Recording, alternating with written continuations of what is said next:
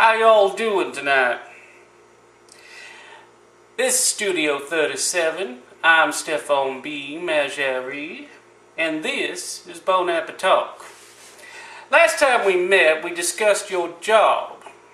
I have one particular point that I'd like to make before we move on to this get-together's topic. Some of you questioned in the comments section, what happens if I lose my job? Well, unfortunately, that is a very unfortunate happenstance that will happen. It may not happen to you right away, but there is a very good chance that you could lose your job. You could lose your job by quitting your job. The company goes under, for one thing, or you get fired. Now, you could quit your job and be out of a job because you haven't found another position that you need to take over. But there are circumstances that come about that are out of your control. The company goes belly up and you are out on the street, so to speak. Now, unfortunately, in some cases you can actually see the writing on the wall that the company is going to be going out, and at least give you some kind of wiggle room to go look for some other position. Now, unfortunately, as I said, this does happen. In fact, it's actually happened to me on a time or two. These are just things that happen, and I'm sorry, you just have to deal with it. You have to bear down and look at something and look for something, anything that'll put money in your pocket. That even means taking a job that you deem is beneath your worth, or even a job that you just do not like, but you gotta have money. One way or another, you gotta have money. You gotta have money to pay the rent. And if you do not have money to pay the rent, then, as I said, you could just be out on the street. Again, I am sorry, but there is nowhere does it say that your precious self is entitled to a free ride. One sure way of bettering yourself for that better job is to learn a trade, or to learn something new for the current company that you're at. Now that brings us to tonight's topic. Tonight's topic is your education. Your education, as we have been told, or at least we should have been told throughout our life, is the most important thing in your life. This is very true. This is 110% true. But what is education? And when should it begin? Education is in essence, the learning of a new skill. It's basically that. I personally feel education should begin the very day that you can first understand how to learn something new.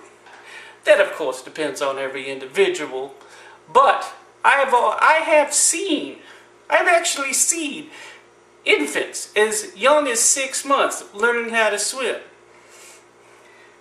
But as far as schooling goes, that's a whole other can of worms, and let's talk about that. In today's society, in all American K-12 schools, we are seriously lagging behind other countries.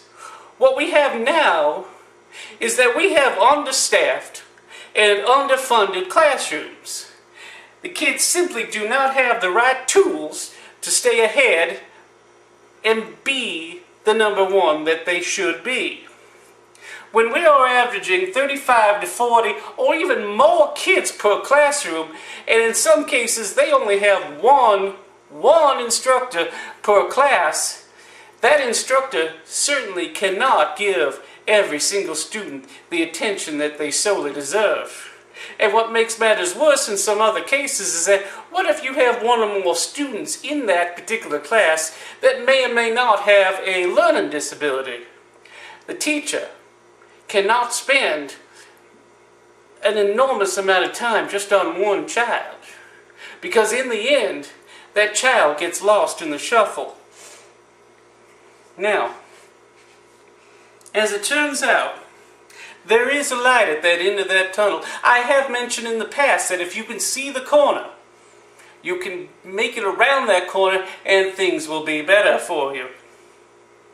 That light of the tunnel is there. Out in the great state of Arizona, 2 education bills were just recently passed, Prop 123 and 124. For the moment, let's take a look at Prop 123. This bill, which did incidentally just pass by the skin of its teeth, will be pumping 3.5 billion with a B into the state's education system over the next 10 years. This means that more teachers can get hired. They can get a general wage that is higher and worth more to them. It'll be more beneficial to them. They'll get paid what they're worth, is what I'm trying to say. And the students, they should be able to get the tools that will give them a better education, such as better computers, better books, and whatever to ensure they get said education. Now, I do have to give out a little bit of a shout out to the president of the Arizona Parent-Teacher Conversation. Conversation? That's exactly what people had been doing the last couple of weeks to get this bill passed. But it's actually the Parent-Teacher Association. The president of the Arizona you see, you got me all flustered here. I'm so worked up about this and so excited about this new bill, I sometimes lose the track of my mind here. But the president of the Arizona Parent-Teacher Association, a certain Beth Simic. Madam Simic, I give you and your group a ton of respect for your dedication and your hard work in pushing Prop 123 through. This bill, which was officially signed by Arizona Governor Doug Ducey just this past week. Governor Ducey has also been pushing to get the money rolling as soon as possible. You have to understand that these are angels of education. They have worked hard to get what is rightfully theirs, and they have succeeded. They have won. These are angels of education. But for Madam Simic, whether you want to admit it or not, or accept the title, I want to give you the honorary crown of calling you the godmother of education. Now, Prop 123 is not a complete solution for all the problems that's going on with education in today's society. But I'll give you something what? For the state of Arizona, 3.5 billion with a B, like Stephan B, that is a damn sure, lot of money to kickstart things, and it's a very good start. Now, we didn't have a whole lot of time to go into the other topics that I want to talk about in this particular get-together. I just wanted to come online and tell you, and Miss Simic and her group, excuse me, not Miss Simic, Mrs. Simic, Madam Simic, whatever you would like to go through, the godmother of education, I want to give you all the kudos and gratitude that this man has for you. You've done a good job, and we thank you. So, stay tuned for part 2 coming up in a couple of days, and we'll talk about the other points of our education system, what needs to change and what you need to change in yourself.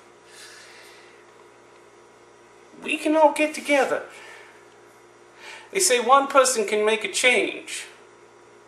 Miss Beth and her, Madam Beth actually, and her group, they made that change. You're going to make a change for these students' lives. They may not realize it, but they're going to be better off for it.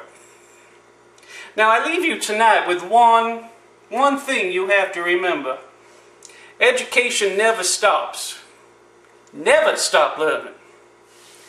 The old adage says, you should learn something new every day. That is so true. That is 110% true. You may think that once you get out of high school or college or you stop your school, that you stop learning. Well, that's not true. Not even close to being true. As I said, you actually never stop learning. And don't ever stop learning. This video is on Facebook and YouTube. If you like what you see, comment on it. If you don't like what you see, still comment on it. That's how I learn. You see, I learn through you guys. I can learn even at my advanced age. But if you do like what you see, pass this video on. Forward it to somebody else. They may like it and they can comment. Bad, worse, as I've told you before, I don't care. But leave a comment below. I thank you for that. Now, this has been a production of Studio 37. I am Stephan B. And this is milk. But this show is Bon ApiTalk.